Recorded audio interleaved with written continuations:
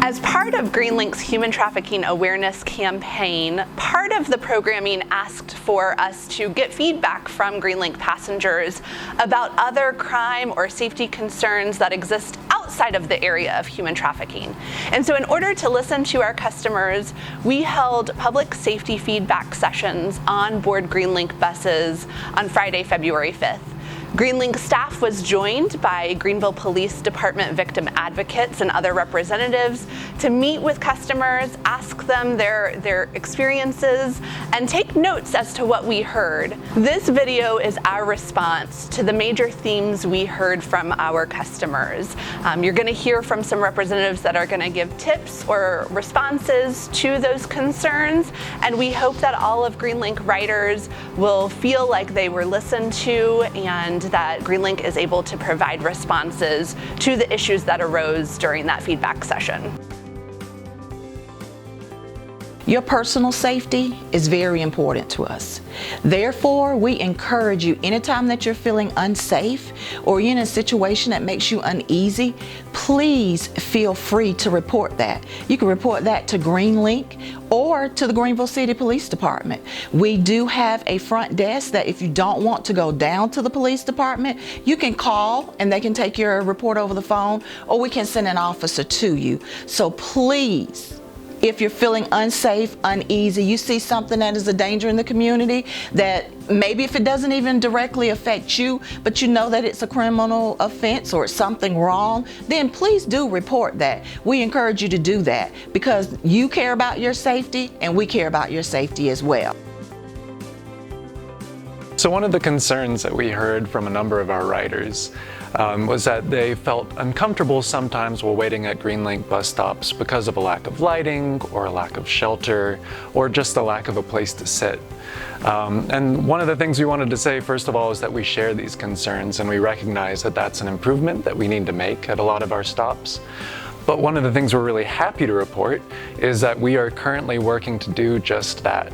This year, thanks to support from the City of Greenville and from Greenville County, Greenlink will be installing lighting or a bench or a shelter in some cases at over 50 of our bus stops. And these improvements are going to be taking place not only this year, but into coming years. And we hope that as we continue to make these improvements, it will make the Greenlink riding experience better for all of our riders from the beginning to the end of their trip. We recommend that you do 3 simple things. First is ask the person's name, and then when you respond with one of these 3 options, you try to, use their name. You'd say, Susan, no. Number 2 would be, Susan, no, I have a resource card or a website, then I can, show you resources available to help versus giving money. And then the third is, no, but I carry some hygiene items. Is there something, in this hygiene kit that you might need? And you offer the hygiene kit, and we can list, those items. They're very simple, like deodorant, socks, a razor, very simple hygiene items that often people need. Greenlink recently hosted some public safety feedback sessions where we could listen to our passengers and understand what their safety concerns are whenever using our system. One of the takeaways that we had from that was there were concerns over mask usage on board our vehicles. Well, I'm happy to say that as of February 2nd, the TSA issued a security directive requiring masks on board all ground transportation. And in response to that, we're enforcing those rules, and masks are now available on buses to anybody who doesn't have one. Being safe in the community is very important. So I want to leave you with just a couple of tips of things that you can do to ensure that you're a little bit safer on a daily basis. Number 1, just be sure to be alert and aware of your surroundings. Okay. Number 2, we all love our earbuds and our music so that we can relax, and that's fine. Just keep the volume low enough that you can still hear what's going on around you. Next, let a family member or friend know where you are so that if you don't return, then that can be an alert for them to have some concern.